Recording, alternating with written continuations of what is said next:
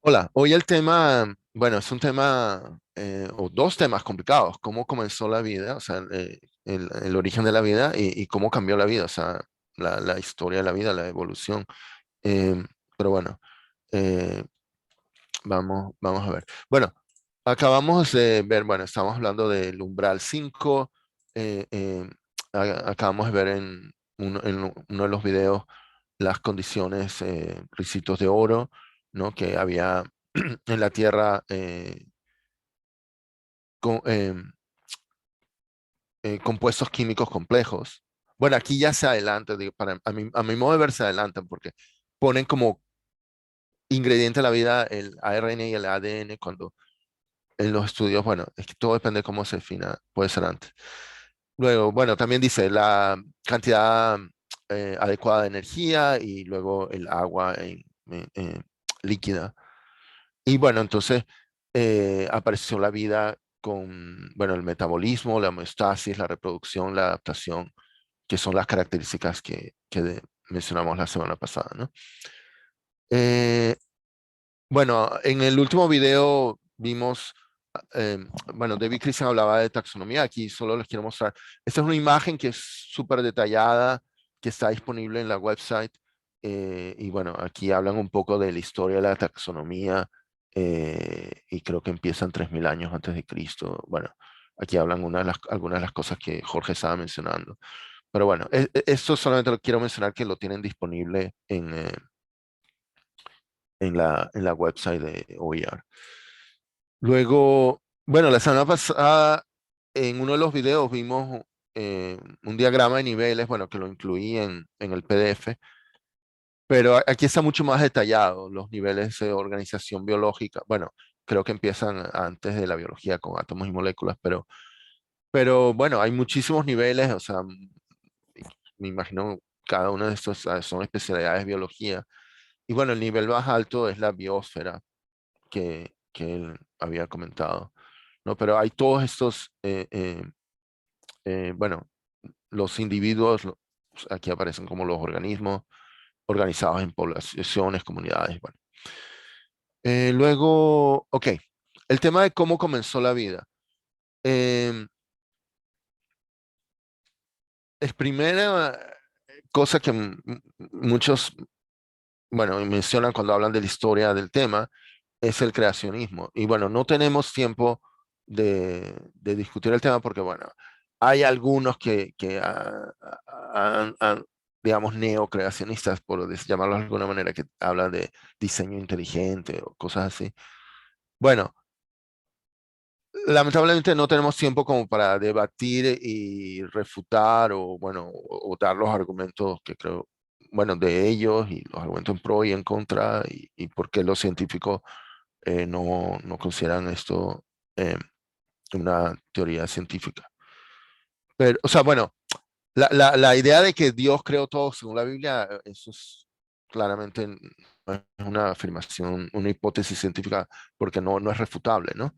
Pero me refiero a los argumentos de los neocreacionistas, digamos, de los que hablan de diseño inteligente. Bueno, creo que tiene algo que ver con el hecho de que hay muchos parámetros que son como muy precisos para que las cosas sean como son. Pero bueno, no tenemos tiempo para hablar del tema. Eh, Otra teoría del origen de la vida en la Tierra es que vino con algún meteorito, que en algún meteorito vinieron unas células y eso lo llaman panspermia, que curiosamente Fred Hoyle, ¿recuerdan Fred Hoyle, uno de los proponentes de la teoría de estado estacionario, la que competía con el Big Bang y que fue el que descubrió junto con otros, cómo las estrellas sintetizan los núcleos de átomos complejos? Bueno, Fred Hoyle eh, apoyaba esta teoría, bueno, estudiando algunos meteoritos y qué sé yo. Pero en realidad, esto lo que hace es trasladar el problema, o la pregunta del origen de la vida a otro sitio. O sea, si esto fuera verdad, bueno, la pregunta del origen de la vida simplemente ahora en lugar del origen de la vida en la Tierra sería en otro sitio, pero no es que resuelve, eh, eh, no es que contesta la pregunta realmente, sino que la traslada a otro sitio. Bueno, ahora, un problema que yo veo un poco entre hablar del origen de la vida y de cómo fue la vida, es que en muchas teorías del origen de la vida, lo que quieren es llegar a un punto en el que puedan decir, oh, y a partir de aquí es la evolución por selección natural. Entonces hay que hablar un poco a mi modo de ver. Bueno, y de hecho, primero estudiaron la evolución natural, los científicos, y los estudios del origen de la vida son del siglo XX. ¿Ok? O sea, y bueno, en el siglo XIX, Darwin y Mendel por su cuenta tenían sus teorías y luego las juntaron a comienzos del siglo XX con, creo que la llaman la síntesis, la gran síntesis. Bueno, y también eh, eh, los estudios de, de la población de las especies, bueno, la demografía, en fin. Pero quería hacer unos comentarios sobre la teoría de la evolución. Eh, lo que evolucionan son las especies, ¿no? No los individuos, ¿ok? O sea, las características más favorables se pasan a las nuevas generaciones, o sea, más favorables dado el ambiente, se pasan y son las que van generando cambios. Los individuos en sí no evolucionan, ¿no? Eh, y luego se suele hablar de la supervivencia del más apto, y yo alguna vez leí que decía, no, es la supervivencia del más suertudo, porque es el que se sacó la lotería de tener los genes adecuados para el ambiente, eh, bueno, que había al nacer o cuando hubo un cambio de ambiente, como comentábamos hace un rato, eh, eh, que por ejemplo eh, suena más factible que en lugar de que unos animales decidieran salir del agua e ir a la tierra, que fuera al revés, que había en algún sitio se secó el agua o el agua se fue por la razón que fuera, y entonces los que tenían los genes que les permitía sobrevivir sin el agua, bueno, son los que sobrevivieron y pasaron sus genes a las siguientes generaciones, ¿no? Y bueno, la semana pasada lo comentamos, las mutaciones pueden ser para bien o para mal o neutras. Me ha sorprendido enterarme que la teoría de que había muchas mutaciones neutras, que Moto Kimura, un biólogo japonés, a finales de los 60 la propuso, tuvo mucha resistencia, pero ahora es aceptada. No entiendo bien por qué había tanta resistencia a esa teoría. Pero bueno, y bueno, los cambios en el ambiente, aquí quiero enfatizar que el ambiente para una especie puede incluir los que son las otras especies. O sea, si, si de pronto aparece una nueva especie en el ambiente, eso es un cambio para unas. Bueno, puede ser un depredador que reduzca la población de una especie o puede ser una fuente de alimento para una nueva especie. O sea, o sea hay como una continua carrera armamentística, digamos. Bueno, si uno lo dice armamentística suena ya a la pelea, ¿no? Bueno, pero aunque en realidad, bueno, claro, mucho del tiempo de los animales los están buscando comida para sobrevivir, ¿no? Entonces, bueno, pero el ambiente puede incluir las otras especies. Eso era lo que quería. Ahora, muchas veces, y el dibujo ese clásico de cuando se habla de evolución, que aparece eh, unos mamíferos y luego unos monos y al final un humano, eh, eh, eh, se sigue perpetuando la idea de que la evolución significa progreso y significa simplemente cambio. O sea, hay animales que salieron del agua y luego volvieron, o sea, creo las ballenas, los delfines, son mamíferos que decidieron regresar al agua, bueno, decidieron o las circunstancias del ambiente les hizo hacer eso. O tuvieron. Tuvieron, exacto. Y, y hay otros, he oído que, sí, algunos, no sé si los elefantes, creo que vi en un video que sus patas en algún momento, o sea, ellos han ido como ida y vuelta, o sea, como que sus patas fueron aletas y antes fueron patas, o sea, puede ir cambiando, no necesariamente es como en una dirección hacia algo mejor, o sea, para nada. E incluso en un video que vi hoy, hay algunos que están estudiando organismos bacterianos y que se han conseguido que se junten en multicelular, pero luego también evolucionan a dividirse. O sea, eran multicelulares y de pronto deciden volver a ser unicelulares. Eh, eh, bueno, y bueno, lo súper importante para que la evolución por selección natural funcione es la reproducción y la variación, o sea, que las copias no sean idénticas. Porque claro, si las copias son idénticas, eh, eh, simplemente, bueno, o sea, si hay algo que afecta a todos, los va a afectar por igual. En cambio, si hay variación, bueno, los que tienen la- las, eh, las características adecuadas para la nueva situación son los que sobrevivirán. Entonces, las dos cosas son importantes, la producción y la variación. Bueno, entonces, em, vamos a hablar en cuanto al origen de la vida, de la biogénesis.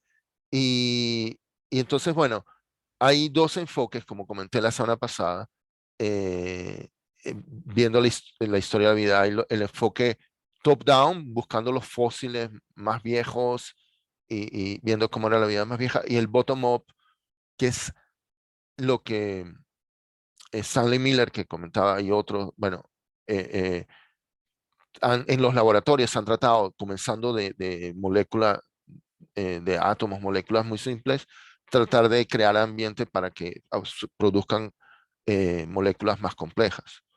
¿Ok? Entonces, bueno, las características de la vida que mencionamos la semana pasada, está el metabolismo, la homeostasis, bueno, la adaptación, la reproducción, y, y bueno, y hay otros que a veces ponen otras, y algunos enfatizan más una característica, y porque todo, o sea, realmente estas tres preguntas, ¿qué es la vida? ¿Cómo comenzó la vida? ¿Y hay vida extraterrestre? Están relacionadas. Porque si alguien dice, oh, la vida es el metabolismo, entonces comenzó la vida con el metabolismo.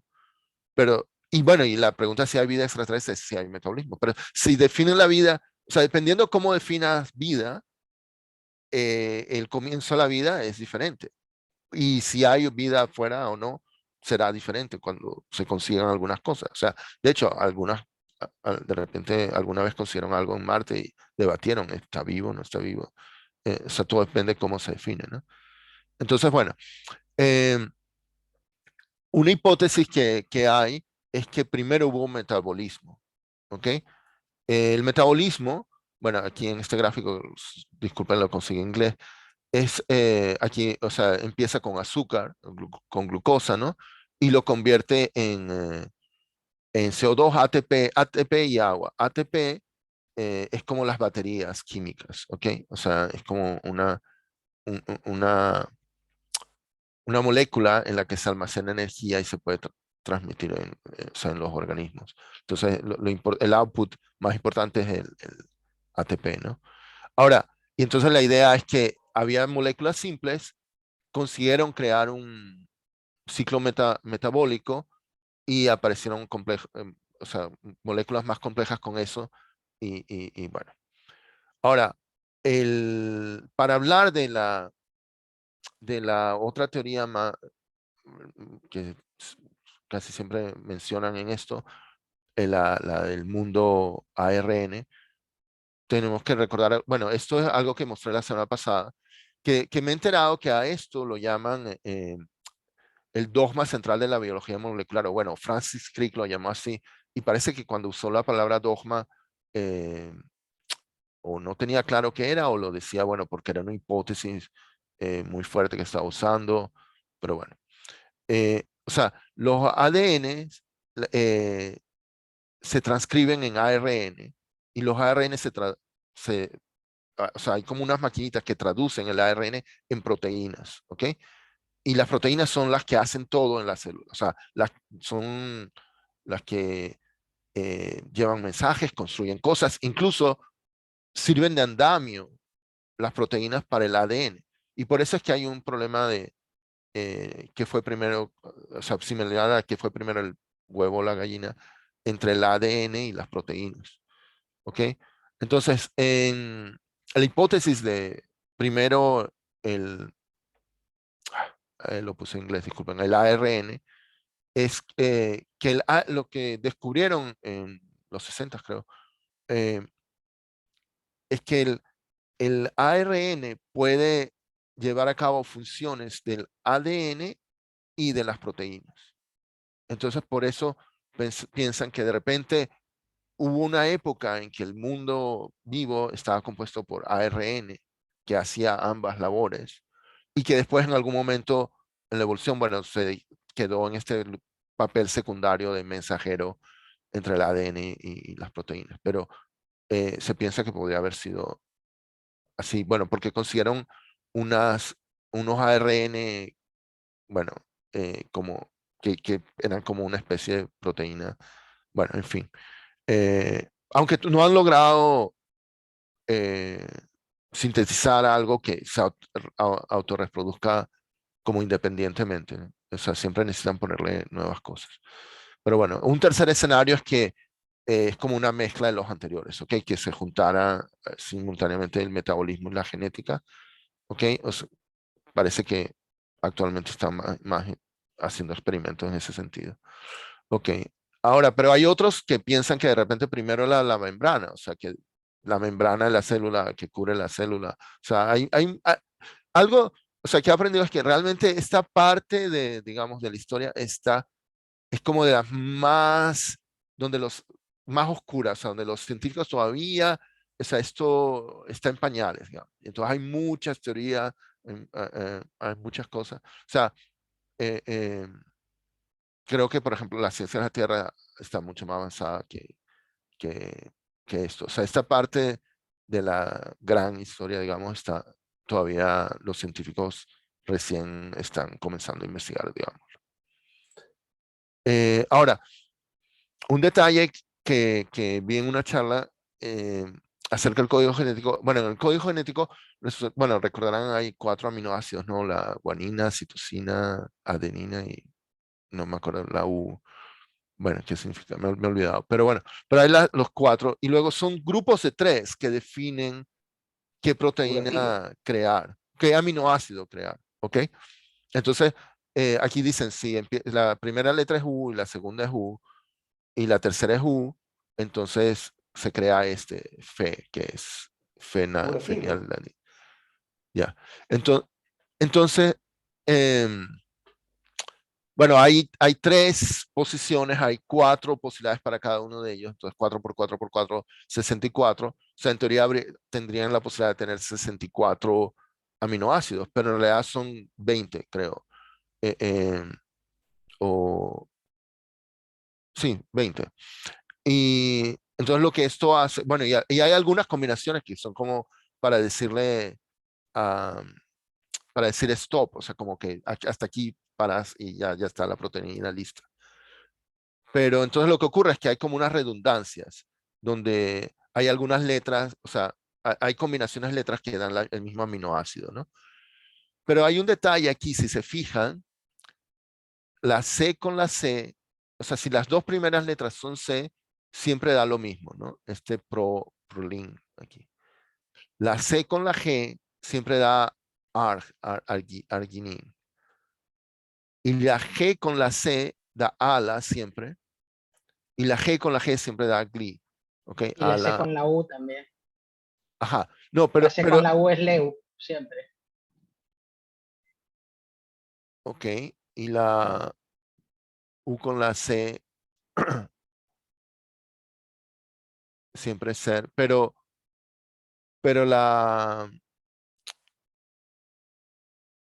la U con la U da diferente. Ok, sí, ya veo lo que dice. O sea, digamos, esta matriz de aquí tiene este bloque todos iguales, este bloque todos iguales y este también, pero este es diferente. Ok, ok. Aquí hay una diferencia. En cambio, si ves a la submatriz de la C y la G, ¿ves? Estos todos iguales, este todos iguales, este todos iguales y este todos iguales. ¿Lo ves? Eso ha llevado a algunos a pensar, o sea, puedes hacer esta mini tabla solo con la C y la G. Ha llevado a algunos a pensar, a tener la hipótesis de que una versión vieja tenía solamente estas 2 estos dos nucleótidos y estos 4 aminoácidos. ¿Ok? Entonces de repente hacen sus experimentos en base a eso. Ok, ahora, en cuanto a dónde se originó la vida, bueno, David Christian dice, bueno, los científicos creen que en las fuentes hidrotermales, en el fondo de los océanos, pero eh, hay quienes también han tenido la teoría en lagos, ¿ok? E incluso hubo una teoría en arcilla que de repente algunos ahora la han juntado, porque bueno, pero no es una arcilla así sólida, sólida, sino como un fluido. Y bueno, esto es como un detalle curioso.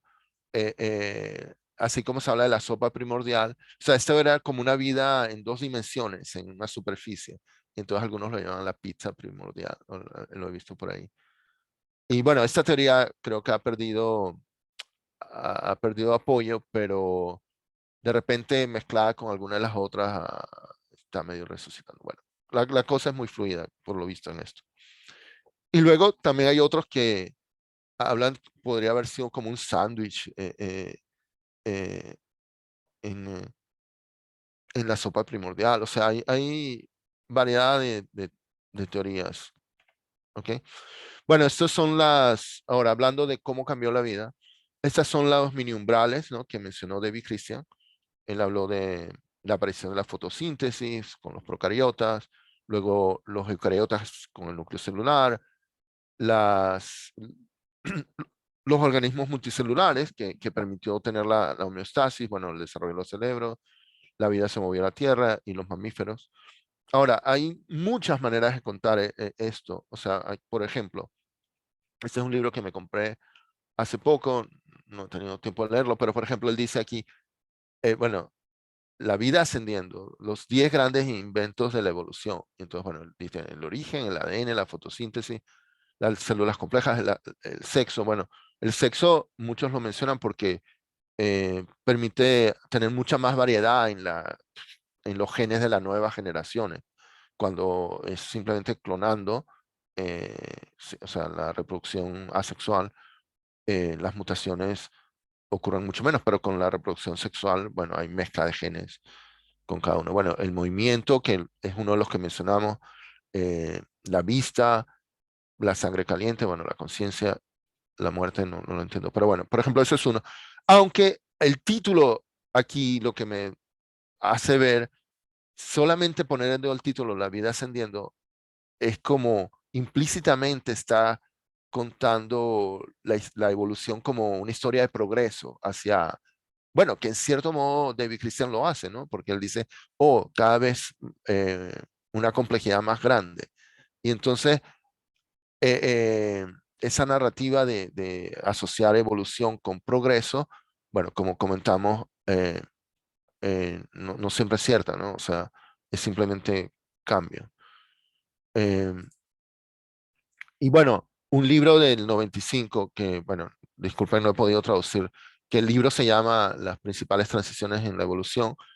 Ellos tienen las moléculas que se replican, los replicadores independientes. Aquí, por ejemplo, posiblemente el ARN, están hablando de la hipótesis del mundo ARN.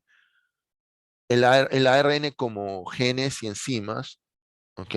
Luego, bueno, el pasar de procariotas a eucariotas, pasar de clones asexuales bueno, la reproducción sexual, ¿no? La aparición del sexo.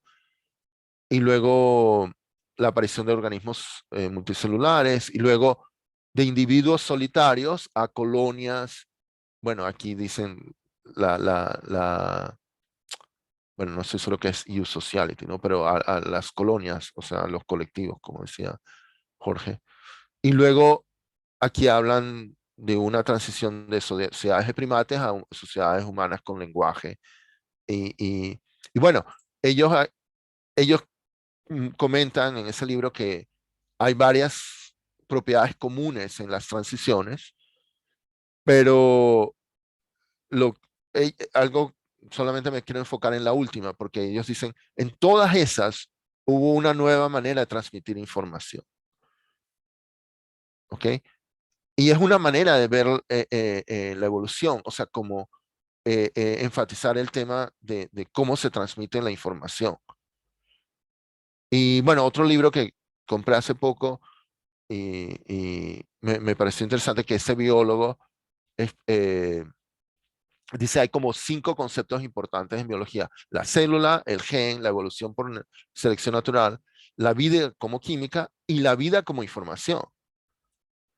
Lo cual, bueno, les cuento que investigando este tema, se han encontrado varios videos de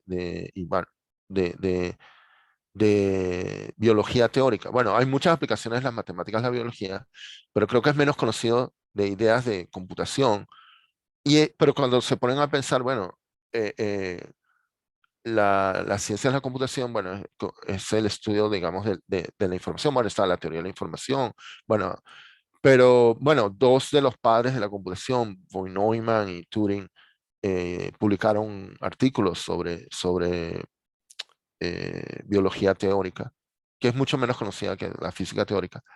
Y bueno, y me he entusiasmado tanto y he conseguido tanto, y como casi todos los que asisten aquí son de computación, vamos a hacer una clase extra de biología teórica mostrando esas cosas. Y bueno, eso es todo.